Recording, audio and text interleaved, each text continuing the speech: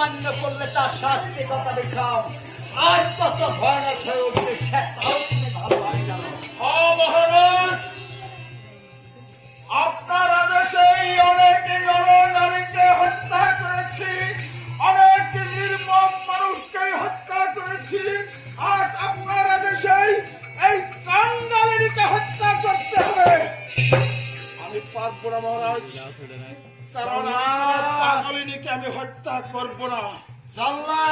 আমি কোন পাগলিনীকে আমি হত্যা করবো না। আমায় ক্ষমা করুন মহারাজ। ক্ষমা পারতে তো তোমাকে হবে, পারবে না জল্লাদ? পারবো না। অহংকার অহংকার নয়, অহংকার করেছ।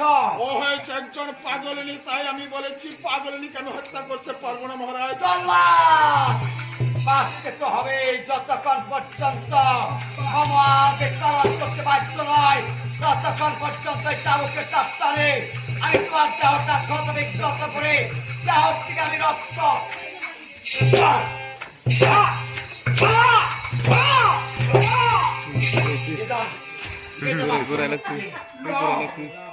না,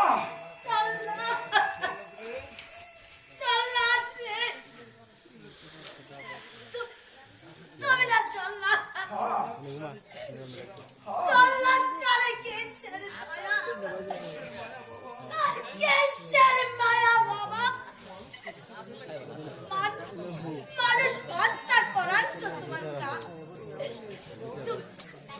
তুমি আমার তুমি আমার স্বামীর আদেশ পালন করো। বললে তুমি বলেছ আমার বাবা বলেছ, বাবা বলেছে। এই কাঙ্গালিনী আমাকে বাবা বলেছে, আমাকে বাবা বলেছে, বাবা বলেছ। মা, আরে মা গো, সরে দাঁড়াও মা। তুমি যখন আমাকে বাবা বলেছ, আমার জীবনের বিনিময় হলেও আমি সরে দাঁড়াও, সরে দাঁড়াও। মহারাজ, মহারাজ,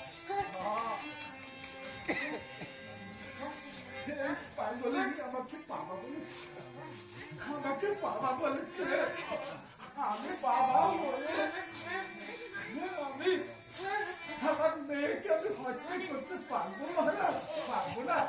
আমায় ক্ষমা করে দিন মহারাজ, ক্ষমা করে দাও।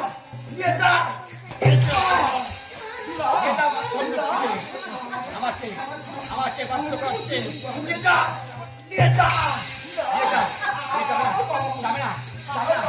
অহংকার, অহংকার।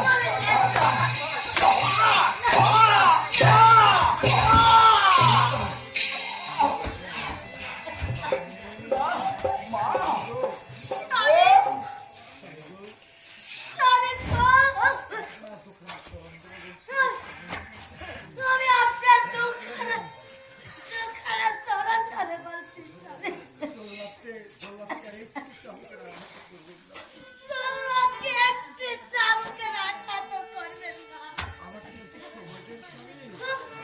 আমাকে একটু সময় দেন স্বামী, আমি সোমনাথকে বাধ্য করব। বেশ, অনেক কালের জন্য তোকে আমি সময় দান করলাম। বাধ্য করাতে পারলে তো ভালো, রাস্তাতে যাবো চলতেই থাকবে। যা।